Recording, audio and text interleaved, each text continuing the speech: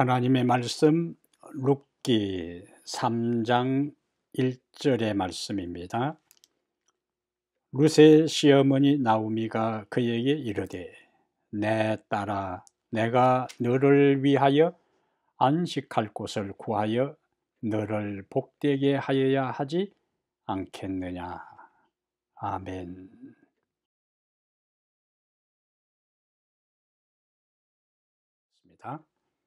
그동안에는 한 패러그래프, 한 문단을 중심으로 해서 말씀을 살펴보았는데요. 오늘은 한 절의 말씀을 집중적으로 묵상하면서 하나님께서 우리에게 주시는 권면의 말씀을 살펴보려고 합니다. 룻기 3장 1절 오늘 본문의 말씀이고 제목은 우리의 영원한 안식처, 우리의 영원한 안식처 이런 제목으로 또 하나님 말씀을 함께 살펴보겠습니다. 우리가 계속 지금 룻기서의 말씀을 살펴보고 있는데요. 아주 평범하고 단순한 전원 이야기처럼 시어머니와 며느리의 아름다운 가정 이야기처럼 생각할 수 있지만은 평범한 스토리 가운데 깊고 심오한 의미들이 많이 있는 것을 우리가 지금 보고 있습니다. 그동안 룻이 나오미를 위해 헌신한 것에 비해 사실 시어머니 나오미가 룻을 위해 한 일은 별로 없습니다. 그런데 드디어 오늘 본문 1절에서 나오미가 움직이기 시작해요. 나오미가 행동하기 시작합니다. 며느리 룻이 안정된 생활을 할 수 있는 길을 모색하기 위해 일어나는 장면을 우리가 1절에서 보고 있어요. 이러한 것은요, 룻의 정성이 나오미를 움직이게 한 것입니다. 룻의 정성이 시어머니 나오미를 지극정성으로 보살핀 섬긴 그 정성이 나오미의 마음에 감동을 주었고 자기도 이제 자기에게 그렇게 정성을 다하여 섬기고 보살피는 며느리 룻을 위해 무언가 해야 되겠다는 생각을 이 나오미가 하게 된 거예요. 룻은 그동안 자기를 돌보지 않고 그 어머니를 전적으로 모셨어요. 어쩌면 룻이 모압에서 재혼을 하고 언어와 문화가 익숙하고 부모 형제가 있는 고향에 남는 것이 룻의 인생에서는 가장 유리했어요. 시어머니 나오미를 따라오는 것은 고생을 자처하는 일이었습니다.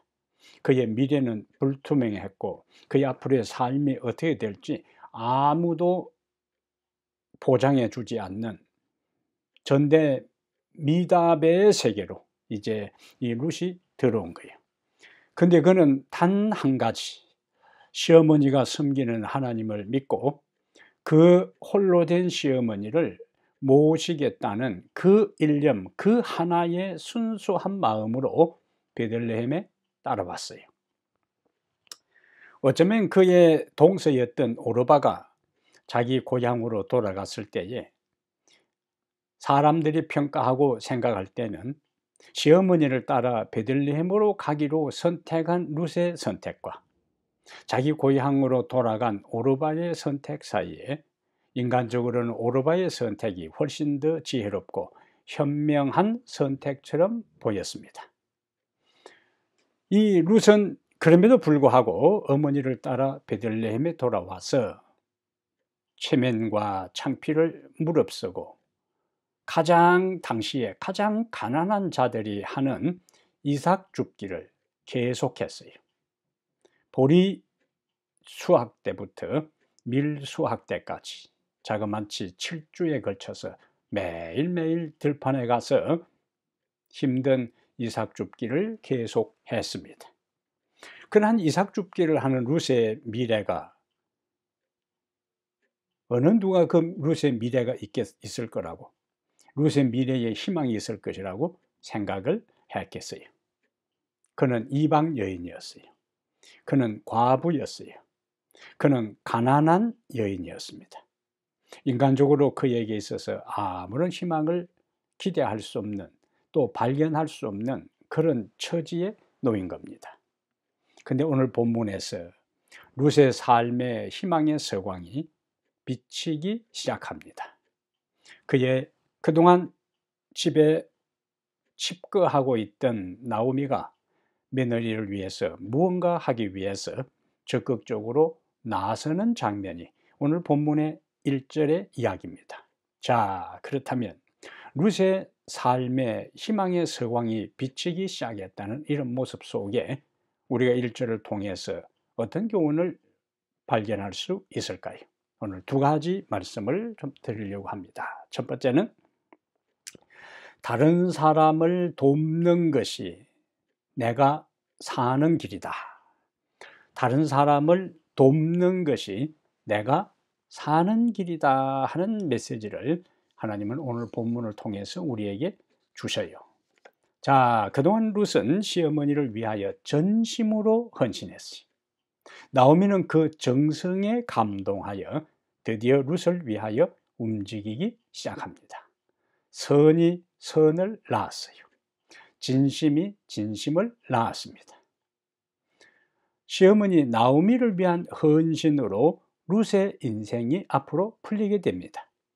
룻을 돕기 위해 나선 나오미의 그 행동이 결국에 나오미 자신에게 축복으로 다가오게 돼요.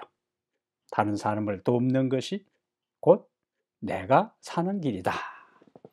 사실 룻은 아무 대가를 기대하지 않았습니다. 자기가 시어머니를 잘 공양함으로 주변 사람들에게 좋은 평가를 받고, 그러한 좋은 평가의 이야기를 통해서 보아스가 감동을 받고 그 다음에 룻과 결혼해야 되겠다는 생각을 기대하면서 한 것이 아니요. 단지 시어머니를 모시는 것이 옳은 일이고, 시어머니가 섬기는 하나님을 섬기는 것, 경배하는 것이 인간으로서 마땅한 도리이기 때문에 그는 힘든 선택을 하고 베들레헴으로 왔고, 베들레헴에서 오랫동안 이삭 줍기라는 밑바닥의 일들을 하면서 자신의 삶을 꾸려온 것입니다. 전도서 11장 1절에 조금 얼핏 읽으면 이해하기 어려운 말씀이 있는데요. 전도서 11장 1절에 너는 내 떡을 어떻게 하라고? 너는 내 떡을 물 위에 던지라. 떡을 물 위에 던지라고요. 그런데 여러 날 후에 도로 찾으리라 그랬습니다. 이게 무슨 말일까요? 너는 내 떡을 물 위에 던져라. 그러면은 여러 날 후에 도로 찾으리라. 이 말씀의 의미는 얼핏 읽어가지고는 쉽게 이해하기가 어려운 말씀입니다. 이것은 아무런 대가를 기대하지 말고 그냥 선을 베풀고 다른 사람과 나누고 도와주라는 말씀이에요. 우리가 아무 대가를 바라지 않고 주님의 가르침을 따라 기회 있을 때마다 선을 행하고 좋은 일을 행하면 후에 하나님의 섭리 가운데서 우리가 기대하지도 못한, 상상하지도 못한 놀라운 은혜와 축복을, 결과를 보게 될 것이라는 말씀이 너는 내 떡을 물 위에 던져라. 여러 날 후에 도로 찾으리라. 여러 날 후에 도로 찾으리라는 말씀은 그런 결과를 기대하지도 않았다는 거예요. 내가 선을 행하고 다른 사람을 돕고 은혜를 베푼 다음에 그것이 나에게 돌아올 기미는 전혀 없었어요. 그런데 전혀 예상치도 못하고 기대하지도 않고 생각지도 못했던 어떤 날에 여러 날 후에 그것이 나에게 돌아오게 된다는 말씀이지요. 바울은 이러한 전도서 11장 1절과 맥을 같이 하는 말씀을 하셨는데, 바울은 갈라디아 6장 9절에서 이런 이야기를 합니다. 우리가 선을 행하되 낙심하지 말지니, 선을 행하되 낙심하지 말지니 포기하지 아니하면, 선을 행하는 것을 포기하지 아니하고 계속 행하면 때가 이름에 거두리라. 여기 전도 11장 1절에는 너는 내 떡을 물 위에 던져라. 여러 날 후에 도로 찾으리라. 바울은 우리가 선을 행하되 낙심하지 말지니 포기하지 아니하면 때가 이름에 거두리라. 같은 말씀이잖아요. 때가 이름에 거둘 것이기 때문에 그러므로 우리는 기회 있는 대로 모든 사람에게 착한 일을 해되 더욱 믿음의 가정들에게 해야 할 것이라고 했습니다. 우리는 우리의 수고와 우리의 선한 삶이 바로 좋은 결과로 열매로 우리에게 되돌아온다면 우리는 쉽게 낙심하지 않고 꾸준하게 인내를 가지고 다른 사람을 돕는 일을 할 수가 있습니다. 그런데 여러 날 후에 도로 찾으리라 했던 것처럼 어떤 경우에는 수고의 결과가 당장에 없는 경우도 있습니다. 그럴 때는 선을 행할 마음과 열심을, 의욕을 상실할 경우가 많아요. 낙심합니다. 그래서 우리가 선을 행한 것에 대한 당장의 결과가 없을 때에 낙심하고 의욕을 상실하게 되는데, 우리는 당장의 결실이 없다 할지라도 우리가 받은 바 하나님의 사랑과 우리가 경험한 은혜들을 베풀고 나누는 것은 우리 인간으로서의 마땅한 도리입니다. 물론 은혜를 받았으면 은혜를 갚고 감사하고 은혜를 베푸는 것이 인간의 도리이지만, 우리가 경험하는 대로 사람들이 상식대로 사는 것이 아니고 인간의 윤리와 도덕을 따라 사는 것이 아니잖아요. 이 세상이 우리가 기대하는 대로 상식적으로 도덕적으로 윤리적인 가치를 따라 산다면 이 세상이 바로 천국과 다를 바 없는 것입니다. 근데 이 세상의 사람들이 은혜를 받았다고, 그리고 모든 은총을 경험했다고 그것을 하나님께, 사람에게 표시하고 표현하고 행하는 것이 아님을 우리는 자주 압니다. 내가 은혜를 받았음에도 불구하고 어떤 경우에는 다른 사람에게 은혜를 베풀었는데 은혜를 도로 받기는커녕 오히려 은혜를 원수로 갚는 사람들도 있어요. 그리고 우리 조상들은 그러한 경우를 속담으로 빗대어 뭐라고 이야기했어요? 물에 빠진 사람 건져 주었더니 보따리 내놓으라 한다. 그런 속담이 있잖아요. 물에 빠진 사람을 건져 주었다. 은혜를 베푼 거예요. 근데 보따리 내놓으라 한다. 원수로 갚는 거예요. 이러한 것을 뭐라고 하지요? 배은망덕이라고 합니다. 공자는 자기가 가장 싫어하는 사람이 누구인가? 배은망덕한 사람을 공자는 가장 싫어한다고 했습니다. 근데 우리가 배은망덕이라는 단어를 떠올리면요, 이 배은망덕은 어디에서 시작되었는가? 하늘에서 루스벨로부터 시작된 거예요. 루스벨이 천사장으로서 하나님의 가장 사랑과 인정을 받았던 그가 나중에 하나님께 도전하는 중심 괴수가 되고 우두머리가 되어서 온 하늘을 난장판으로 만들고 우주의 고통을 가져오고 하나님의 존귀한 아들이 십자가에 죽게 하는 그 장본인이 누군가? 배은망덕한 루스벨에 의해서 그러한 일들이 일어난 거예요. 하늘에서 시작된 이 배은망덕의 역사가 에덴 동산에서 반복됩니다. 아담과 하와는 자신을 창조하셨을 뿐만 아니라 아름다운 동산을 마련해 주신 하나님의 명령을 어기고 불순종하잖아요. 배은망덕입니다. 그러한 모습은 아담과 하와의 후손된 우리들의 삶 속에서도 은연중에 우리가 제대로 의식하지도 못하는 상태에 하나님께 대한 배은망덕의 삶을 사는 경우가 많아요. 우리가 하나님 앞에 그리고 또 다른 사람에게 우리의 죄성으로 말미암아 제대로 은혜를 갚지 못하고 감사를 표현하지 못하는 그런 우리들 자신들을 바라보면서 너무 은혜를 저버린 사람들에게 배은망덕한 놈이라고 너무 손가락질 할 것도 없고 상처받을 것도 없다는 것을 우리가 생각할 필요가 있습니다. 세상에 배은망덕한 사람만 있다면 절망할 수밖에 없지요. 그러나 은혜를 갚는 배은망덕한 사람만 있는 것이 아니라 결초보험과 같은 한자 수거처럼 은혜를 갚는 훈훈한 이야기도 있습니다. 서울 노원구에요. 서울 노원구 삼육대학이 있는 그쪽에 서울 노원구에 비행청소년과 가난한 아이들을 위하여 세운 청암학교라는 것이 있습니다. 이 학교의 설립자는 우리 재림교회 장로님이신 추상욱 장로님이십니다. 이분은 참 훌륭한 분이세요.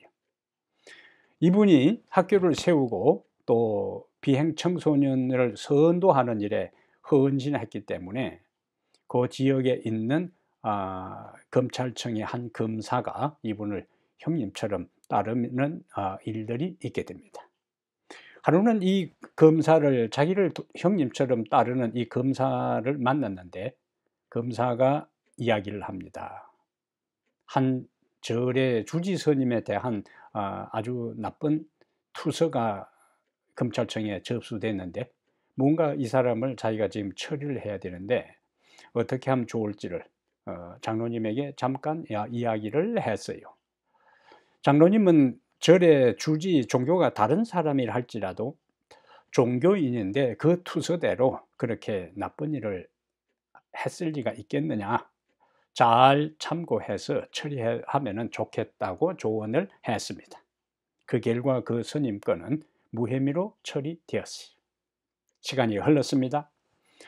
1989년에 정부는 이 청암학교가 위치한 노원구 상계동 일대를 대규모 아파트 단지로 개발할 계획을 세웠어요. 사실 제가 그곳에 대학을 다닐 때는 아주 가난한 동네였어요. 아파트가 전혀 없는 서민 아파트만 있는 그런 동네인데, 지금은 그 일대에 대규모 아파트가 들어섰는데 그 시작이 1989년이에요. 그런데 그 아파트 건설 도면에 의하면은 청암학교 운동장으로 아파트에 길이 나도록 설계가 되었습니다. 학교 운동장 한가운데로 도로가 나버리면 학교가 어떻게 되었어요? 그래서 이 추 장로님은 정부의 여러 요소에 백방으로 다니면서 부당성을 호소하고 설계 변경을 요청했지만은 가는 곳마다 문전박대를 당하고 거절당했어요. 그런 중에 하나님의 섭리로 청와대에서 비행 청소년 교육에 헌신한 공로로 국민훈장을 수여받게 되었습니다. 그래서 청와대에 일찍 갔는데 비서들이 이제 훈장을 수여받은 다음에 대통령하고 함께 식사를 하고, 식사 후에 차 담화하는 시간을 가질 텐데, 한 사람 한 사람 국민훈장을 받은 사람에게 대통령이 이런 질문을 할 것이다. 그러면은 이렇게 대답하라 하는 모범 답안을 그 훈장을 수여받기 전에 다 비서들로부터 교육을 받았어요. 그 스케줄대로 훈장을 받고 식사를 하고 함께 이제 차를 마시는데, 그 당시 대통령이었던 노태우 대통령이 이 추장로님에게 질문을 했어요. 모범 답안은 정부가 잘 도와주고 주변의 공무원들이 잘 도와주어서 학교를 운영하는데 어려움이 없다. 대통령의 통치를 잘해서 고맙다. 이러한 것이 이제 모범 답안인데, 이 장로님은 자기에게 대통령만이 지금 그 설계 도면에 도로를 돌릴 수 있는 그 권한을 갖고 있기 때문에 그것을 이때 이야기하지 않으면 안 되겠다 싶어서 이야기를 했어요.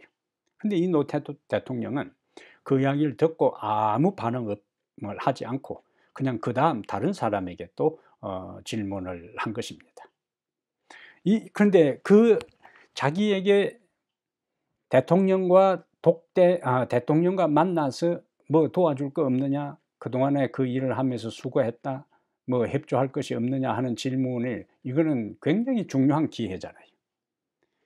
그런데 이 추장로님 곁에 다른 사람에게 질문을 대통령이 할 때 이 사람은 자기가 가지고 있는 어떤 문제를 해결하기 위해서 대통령에게 도움을 요청하는 것이 아니고, 추장로님이 조금 전에 했던 이야기를 다시 하면서 그동안에 추장로님이 지역의 청소년들을 위해서, 지역사회를 위해서 얼마나 큰 일을 했으며, 그리고 학교를 세우고 지역사회의 유지로서 참으로 훌륭한 인품을 가졌다는 이야기를 하면서, 그런데 아파트 단지 공사로 말미암아 운동장 한가운데 도로가 나게 돼 있어 학교가 문을 닫아야 할 형편이니까 대통령께서 살피셔서 도와달라는 이야기를, 이분이 자기 민원에 대한 이야기를 하지 않고 조금 전에 장로님 이야기를 해서 대통령이 듣는 둥마는 했던 그 이야기를 다시 한 것입니다.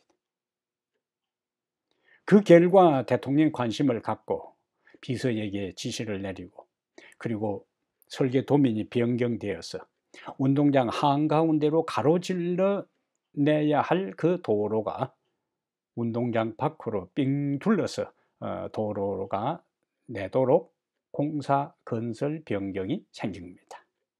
그래서 지금 이제 그 학교, 정암학교 가보면은 운동장을 삥 둘러서 도로가 나 있어요. 다른 사람을 돕는 것이 내가 사는 길이다.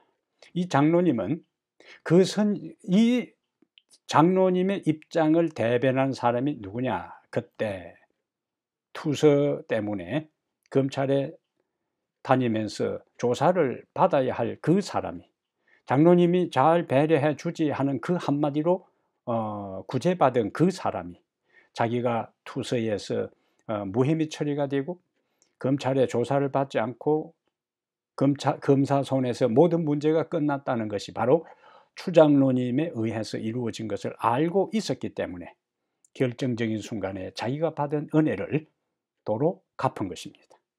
장로님은 그분에게 나중에 이러한 것을 기대하고 한 게 아니에요. 그냥 그 사람을 돕고자 하는 마음으로 했던 것들이 자기가 결정적으로 어려운 때에 있을 때에 도움을 받는 일들이 일어난 것입니다. 다른 사람을 돕는 것이 자기가 사는 길이다. 중국의 사서삼경 우리가 이야기하잖아요. 노노맹자, 중용, 대하하고 시경, 서경, 역경 하는데 그 역경에 적선지가의 필유여경이다. 적선지가의 필유여경이다. 선을 쌓는 집안에는 경사가 뒤따른다는 이야기입니다. 예수님은 사도행전 20장 23절에 주는 것이 받는 것보다 낫다라고 하셨어요. 우리의 삶 속에 다른 사람에게 선을 베풀고 은혜를 나눌 때에 그것이 당장의 어떤 결과가 없다 할지라도 하나님께서는 때마차 우리의 삶의 가장 유익한 시간에 유익이 되도록 도와주실 것입니다. 두 번째, 오늘 본문에서 우리에게 주는 메시지가 있어요. 주님 품에서 진정한 안식을 경험하라. 나오미는 오늘 1절에서 뭐라고 이야기하는가? 그의 며느리 룻에게 내가 너를 위하여 안식할 곳을 구하겠다. 근데 사실상 나오미 자신의 장래도 지금 불투명한 가운데 있어요. 그런 상황에서 며느리의 안식과 안전을 마음에 둡니다. 안식 혹은 안전은 룻에게 가장 절실한 필요였어요.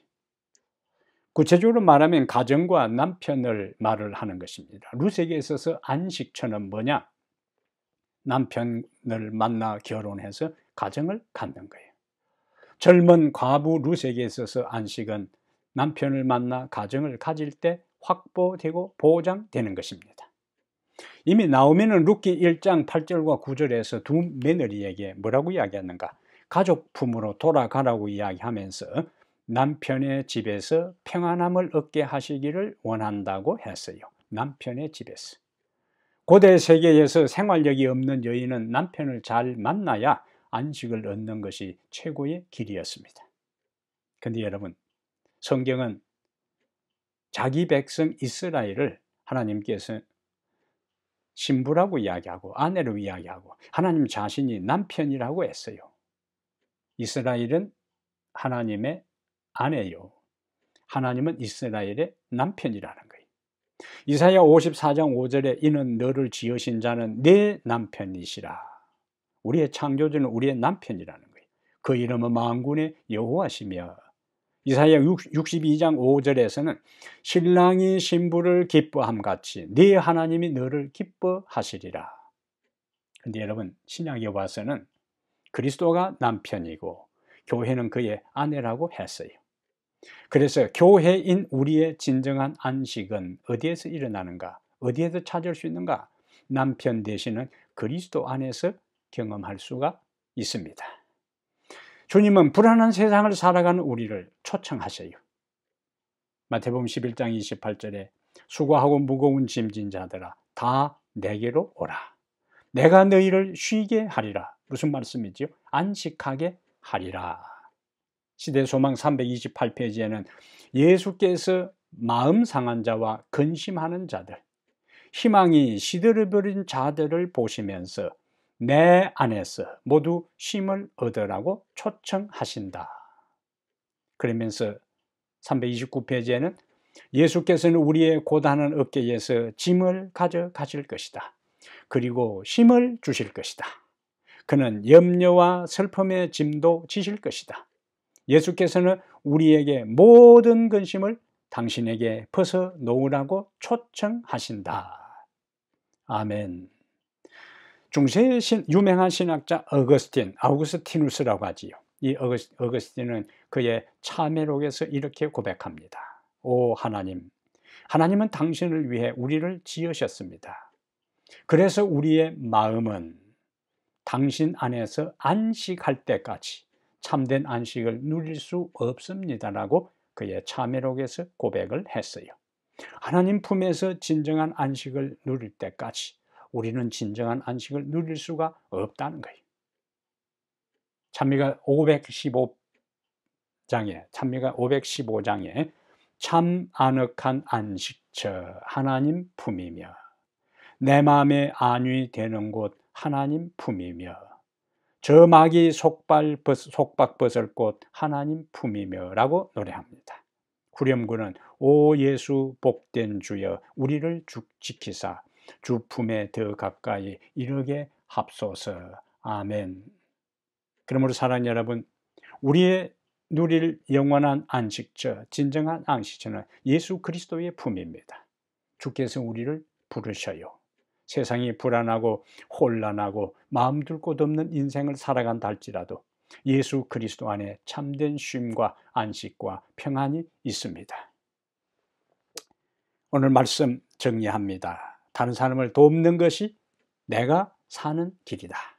그러므로 우리는 아무 대가 기대하지 않고 그것이 옳은 일이고 주님이 먼저 본을 보여주셨기 때문에 돕고 나누고 베풀고 살게 되기를 바랍니다. 주님은 결코 우리가 다른 사람을 도운 일이 헛되지 않도록 우리에게 풍성히 갚아 주실 것입니다. 어지럽고 혼란하고 불안한 세상을 살아갈지라도 안전한 곳이 있습니다. 주님 품입니다. 주님이 우리를 부르셔요. 그 부름에 응답하여 그분의 품 안에서 참된 안식과 쉼을 경험하다가 하늘의 영원한 안식에 이르는 아름다운 성도의 삶이 여러분과 저의 삶이 되기를 이 시간에 간절히 바랍니다. 우리 하늘아버지, 참 아늑한 안식처 주님 품이라는 노래가 우리의 노래와 우리의 간정이 되게 하여 주시옵소서. 어지러운 세상을 살아간다 할지라도 이 세상 어디에 마음 둘 곳이 없다 할지라도 우리 주님 안에 편히 쉴 수 있는 주님 품에 안식할 수 있는 약속을 우리에게 주셨사오니 수고하고 무거운 짐진 자들아 다 오라는 말씀 의지하여 주님께로 가게 하옵소서. 그리고 이 땅에 사는 날 동안 도움이 필요한 사람들에게 대가를 기대하지 않고 돕게 하시고 나누게 하시고 은혜를 베푸는 자들이 되게 하옵소서. 그러면은 물 위에 너는 빵을 던지라 훗날에 찾게 될 것이라는 약속을 기억하며 베풀고 나누게 하옵소서. 우리가 룻기서를 연구하고 이해해 갈 때에 평범한 스토리 가운데 깊은 의미를 발견하고 하나님의 품성이 우리의 삶에서 구현되어서 주께 영광 돌리는 아름다운 생애 되게 하옵소서. 예수님 이름으로 기도합니다. 아멘.